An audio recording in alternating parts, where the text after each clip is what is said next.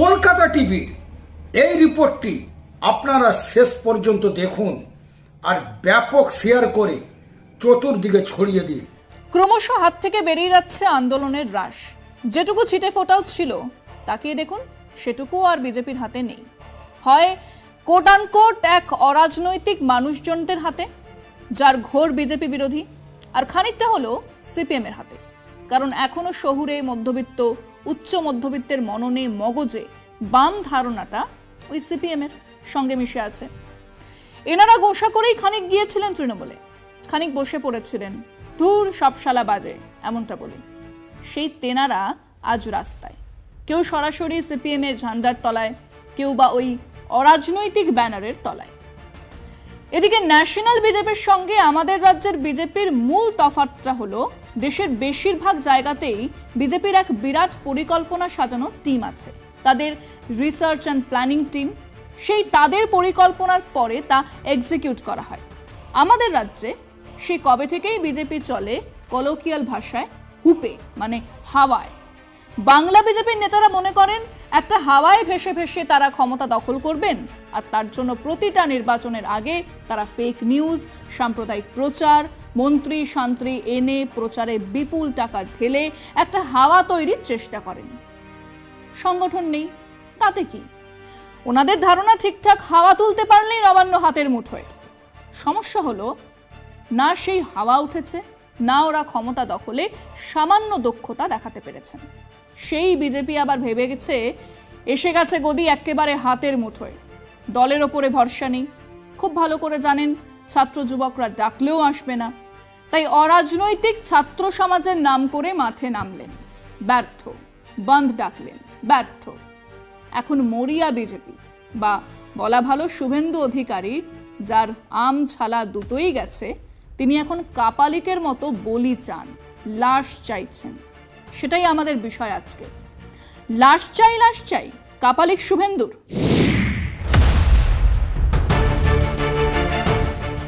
আরজিকর হাসপাতালে একটা মৃত্যু বলা ভুল, পৈশাচিক অত্যাচার, ধর্ষণ, নৃশংস হত্যা। একটা রক্তাক্ত লাশ, মা বাবার চোখের জল, হাহাকার। গোটা দেশ বিচার চাইছে ধর্ষণ মুক্ত রাষ্ট্র। কিন্তু আরেকটা দিকে অন্য ছবি, এই লাশকে হাতিয়ার করেই চলছে রাজনৈতিক খেলা। আর সেই খেলার ক্যাপ্টেন আমাদের বিরোধী দল নেতা শুভেন্দু অধিকারী। বাংলার মাটিতে গুঁড়ি শক্ত করতে চাইছেন তিনি, ঘাসফুল ছিঁড়ে ফোটাতে চাইছেন পদ্ম। কিন্তু তিনি বোধহয় বুঝতে পারছেন না এই লাশকে শরিক করে গুঁড়ি শক্ত করা তো দূর, চারা গাছটাও করতে পারেননি তিনি। এই কাপালিককে চায় না ছাত্র সমাজ, এই কাপালিককে চায় না সাধারণ মানুষ। ফাঁকা আওয়াজ, হাওয়ায় ভাসানো প্রতিশ্রুতি। আর কতদিন? আরজিকরের মৃত্যুকে কেন্দ্র করে চারিদিকে আওয়াজ উঠছে, প্রতিধ্বনিত হচ্ছে উই ওয়ান্ট জাস্টিস। বিজেপিও সেই আন্দোলনের ঘুড়ির লাটাই রাখতে চেয়েছিল নিজের হাতে। প্রথমে যাও বা সুতোটা ধরতে পেরেছিল, পরে সেই সুতো হাত থেকে বেরিয়ে যায়। এখন সেই আন্দোলনটা শুধুই আমজনতার হাতে, বিজেপি বিরোধীদের হাতে। একের পর এক নির্বাচন বুঝিয়ে দিয়েছে বাংলায় প্রাসাদ তৈরি করা তো দূর, কুড়ে ঘরটাও জুটবে না পদ্ম শিবিরের কপালে।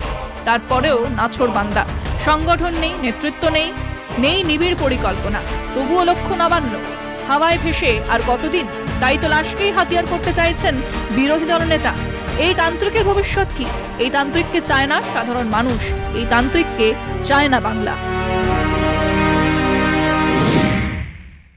শুভেন্দু বলেছেন যেরকম ভাবে নেতাজি লড়েছিলেন সেই স্বাধীনতার লড়াই লড়তে হবে। ওই তুম মুঝে খুন দো मैं तुम्हें आजादी दूंगाর মতোই বলেছেন কিছু কথা। এখন সো কল্ড অরাজনৈতিক সমাবেশে হক সে মাঙ্গো আজাদি, জোর সে বলো আজাদি ইত্যাদি তো শুনেছি, কিন্তু আমাদের শুভেন্দু বাবুও কি সেই আজাদির চক্করে পড়েছেন? মানে দেশ চলছে বিজেপির নেতৃত্বে, নরেন্দ্র মোদীর নেতৃত্বে, আর তার এক অঙ্গ রাজ্য বাংলা নাকি পরাধীন, তাই উনি স্বাধীনতার লড়াই লড়তে চান। এই শান্তিকুঞ্জের মূর্তিমান অশান্তিটি জানেন না যে আদত স্বাধীনতার যুদ্ধে ওনার আপাতত নেতাদের নেতারা বিশ্বাসঘাতকতা করেছিল? জানেন না যে সুভাষচন্দ্র বসু সার্কুলার দিয়েই হিন্দু মহাসভার মুসলিম লীগের সদস্যদের কংগ্রেসের সদস্য হতে দেওয়া যাবে না বলে জানিয়েছিলেন? কাজেই হামাগুড়ি দিন, হুপ হুপ করুন, নবান্ন দখলে যান, টাচ মি নট বলে চেল্লান, প্লিজ স্বাধীনতার কথা মুখেও আনবেন না। ওই শব্দটা গোলামের দাসেদের মুখে মানায় না। এবং এসব উনি সত্যি করেই চান নাকি? সেটাও নয়, এক কাপালিক ঘুরে বেড়াচ্ছে লাশের সন্ধানে। অমাবস্যার রাতে লাশের পিঠে বসে সে সর্বশক্তিমান হবার সাধনা করছে। কোনো স্বাধীনতা ইত্যাদি বকওয়াস নয়, স্রেফ লাশ চাই যে কোনো মূল্যে। তার পরিকল্পনা চলছে। উস্কানি দিয়ে, লাঠি গুলি চালিয়ে একটা লাশ কাপালিকের বড্ড দরকার। আমরা জানি, আর আমাদের মতো আম আদমি যখন জানে, তখন শুভেন্দুবাবু নিশ্চিন্ত থাকুন, আপনার এই পরিকল্পনা দিদিমণিও জানেন বলেই এই সংযম আমরা দেখছি।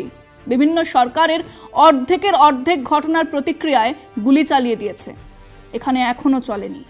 হায় কাপালিক, এখনো লাশ পায় নাই। আমরা আমাদের দর্শকদের জিজ্ঞেস করেছিলাম যে আমরা মনে করি বিজেপি আর তাদের এই বাংলার নেতৃত্ব শুভেন্দু অধিকারী একটা লাশের অপেক্ষায় আছেন, উস্কানি দিচ্ছেন রোজ। একটা লাশ পেলেই এই আন্দোলনকে আরেকটা স্তরে নিয়ে যাওয়া যাবে বলেই তিনি মনে করেন। আপনাদের কি মতামত? শুনুন মানুষজন কি বলেছেন।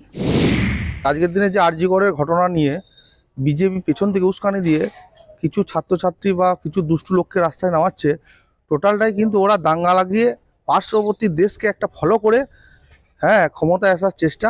হাজার হাজার লক্ষ লক্ষ লোক গোটা পৃথিবীতে যেটাকে নিয়ে তুলপার হচ্ছে, এই জিনিসটাকে উনি ধামাচাপা দেওয়ার এত চেষ্টা করছেন কেন? সাধারণ মানুষ হিসেবে আমি আন্দোলনকে সমর্থন করি, কিন্তু রাজনৈতিকরণ যদি করা হয় তাতে আমি শুভেন্দু যেটা করছে একটু বেশি বাড়াবাড়ি করে ফেলছে, কিন্তু আলফাল বকে দিয়ে তো চলে যাচ্ছে। সে তো আমি দেখছি না যাবার মাঠে নেমে। সবাই বলছে যে বিচার চাই, এখন তো ছোটো বাচ্চা থেকে একদম বুড়া পর্যন্ত সবাই। বিজেপি আর শুভেন্দু নিজেরাই পশ্চিমবাংলায় লাশে পরিণত হয়েছে। তাদের নতুন করে লাশ কি তুলবে, তাই একটা চক্রান্ত সৃষ্টি করছে, একটা চাওয়াজ ছড়ানোর চেষ্টা করছে, যাতে বাংলাকে কুলসিত করে বাংলার বদনাম করা যায়, মমতা বন্দ্যোপাধ্যায়ের বদনাম করা যায়। প্রত্যেকটা নির্বাচনে যখন মানুষের ভোটে তারা পরাস্ত হয়েছে, তাই তারা ভাবছে এই লাশের রাজনীতির মধ্যে দিয়ে পশ্চিমবঙ্গের ক্ষমতা ধরার চেষ্টা করছে। অপ্রীতিকর এবং একটা কোনো মানুষের মৃত্যু, কারু লাশ, কারু আহত ব্যক্তি, তাদেরকে নিয়ে আবার পুনরায় রাজনীতির ময়দানে থাকবে, এটি হচ্ছে ওদের মূল উদ্দেশ্য। যাতে দোষীদের নির্দিষ্ট শনাক্ত করে যত তাড়াতাড়ি সম্ভব শাস্তি দেওয়া হয় তার প্রয়োজন। যে নির্যাতিতার বাবা মা এবং পশ্চিমবঙ্গের মানুষ ওই ঘটনার সুবিচার পাবে। দেখুন, বিজেপির নেতারা বা শুভেন্দু অধিকারী ছো মেরে বসে আছে যে কখন পশ্চিমবাংলায় একটা লাশ পড়বে বা কোনো দাঙ্গা লাগবে, সেই জিনিসটাকে নিয়ে কিভাবে রাজনীতি করবে। আরজিকর কাণ্ডের ন্যায় বিচারের পরিবর্তে এখন চেয়ার দখলের লড়াই চলছে। সেই চেয়ার দখলের জন্য উনি লাশের রাজনীতি করছেন। তবে সে স্বপ্ন দিবা স্বপ্নই থাকবে, কোনোদিন সার্থক হবে না। যে অন্যায় হয়েছে তারা যাতে শাস্তি পায়, সেখানে লাশের কোনো ব্যাপার নেই, ডেড বডির কোনো ব্যাপার নেই। সাধারণ মানুষদের একটাই দাবি, যেন দোষীদের শাস্তি হয় বা ফাঁসি চায়। এক নৃশংস ধর্ষণ আর হত্যা আজ এই বাংলার রাজনৈতিক মাঠের দখল নিয়েছে, বা এরকম ভাবেও বলা যায় যে এক রাজনীতি দখল নিয়েছে তিলোত্তমার রাশের। এমনটা নতুনও নয়। রাজনৈতিক দল তো লাশ, গুলি, রক্তমাখা সিঁড়ি বেয়ে ক্ষমতায় বসে। আজই বা হঠাৎ তার বত্তায় হবে কেন?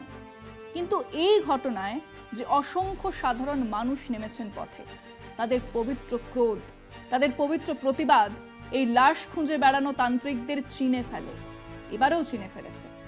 বাংলার মাটিতে এই লাশ ঘাঁটা তান্ত্রিকদের কোনো জায়গা নেই।